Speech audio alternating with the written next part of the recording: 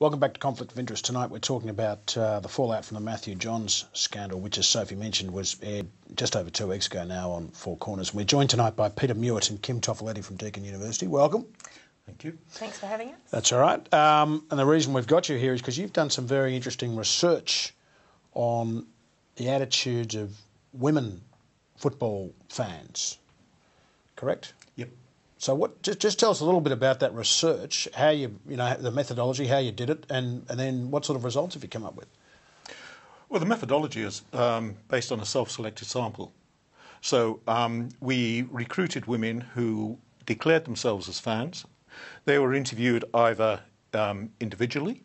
When I say individually, it is one woman and the two of us doing the interviewing, or in the form of focus groups. Yep. So how many in total? How many women do you think you would have spoken to, Peter? 65 to 70. Yeah. And was this across codes or? No. Well, we have done a little bit of interviewing in Christchurch in New Zealand on rugby union fans, but we need to develop that further. So when I say 65 to 70, that is purely on AFL fans. Okay. It's been done in Melbourne, in Geelong, in Sydney and in Perth. Okay, so that's a fair sample. Yeah, yeah. What sort of findings did you get from these interviews? I mean, what sort of attitudes are there by women, football fans to AFL footballers, particularly in relation to these issues of around sex and sexual misconduct? Well, when we interviewed the women, this is one aspect of their practice of supporting that we looked at. So we did ask them about other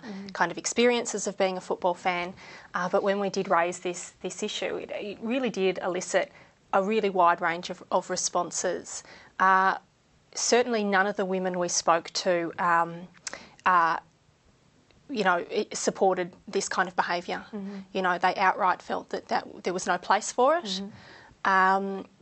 And, I mean, that said, when we asked them how they might explain it, they certainly, we found that they tended to use particularly kind of gendered understandings of male and female behaviour and what should be expected from men and women. Traditional, sort of. Quite traditional, yeah. Was this across a range of ages? Because, I mean, of course, female footy fans come in different packages. You've got the nana on the sidelines knitting a scarf and bringing the oranges to a game, or then you've got the young females who follow footballers around to nightclubs and that kind of thing. Yeah, we interviewed women that ranged from 18 to 80, right. So a really wide range, and certainly younger women had different attitudes towards sex and sexuality than older women did. And so some of the kinds of ways that younger women spoke about this behaviour was in terms of women being sexually forward, and that is, part of the way in which young women kind of interact with young men these days, and, that women are kind of quite active sexual agents, and that perhaps this kind of shift in sort of gender relations might be why we're seeing these kinds of things, because women are more out there sexually, they're more vocal and visible about things like picking up players.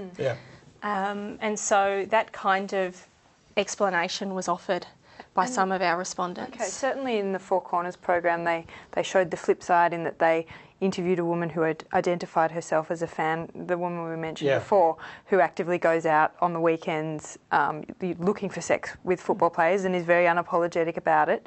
But also, interestingly enough, in talking with her, it was then revealed that she had been raped by a football player at one time or another, but had put it out of her mind, and that had deterred her from hanging around football players. So I guess you can only really judge any of this on a case-by-case basis.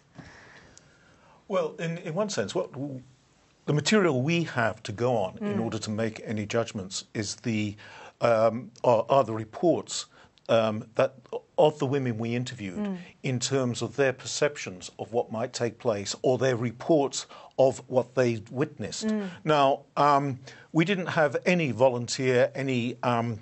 material which suggested that they've actually seen sort of rapes. They've certainly heard about them. A number of our interviewees certainly knew women who have engaged in sexual encounters with footballers, who, as one put it, cuts the notches in her belt. And, you know, one who would, for example, say, well, you go to a club where the players are gathering, and there's these young women in their face. So, you know, what can they? What do you expect them to do? They're young men, and so on. Yeah. That's one of the people you interviewed. I think you've given the name Emerald to.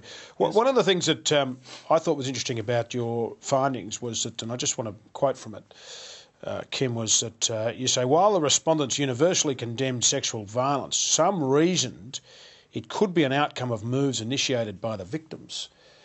That's an interesting finding, given that, you know, for example, the Four Corners program and the media perception is that you've got all these rapacious footballers out there, you know, running around out of control. But there's a perception, obviously, that it's a bit of a two-way street. Whether that's right or not is another question. Well, I do think that kind of that idea of footballers being rapacious sort of predators has actually been inverted in a context in which we talk about sexual equality, and in which, you know, there's this perception that we're in this sort of post-feminist moment where women are equal to men, and that what follows from that is that women are sexually equal, and that in fact women are predators and men are victims. So that kind of narrative, I think, is quite a common one, and I think that it extends beyond these kinds of encounters between footballers and women. That certainly this kind of victim blaming kind of approach to these kinds of incidents, you know, appears in other kinds of forms of violence. You know, in which the person who might be victimised in that case is often seen as perhaps putting themselves in a position or asking for it or not getting out of the situation. And I actually find that quite troubling. You know, because it doesn't recognise what you said importantly earlier, Sophie, that there are power relations between, you know, between men and women, and between footballers and what might be termed groupies, in that, you know, these men have economic power, they have social power, they have cultural power.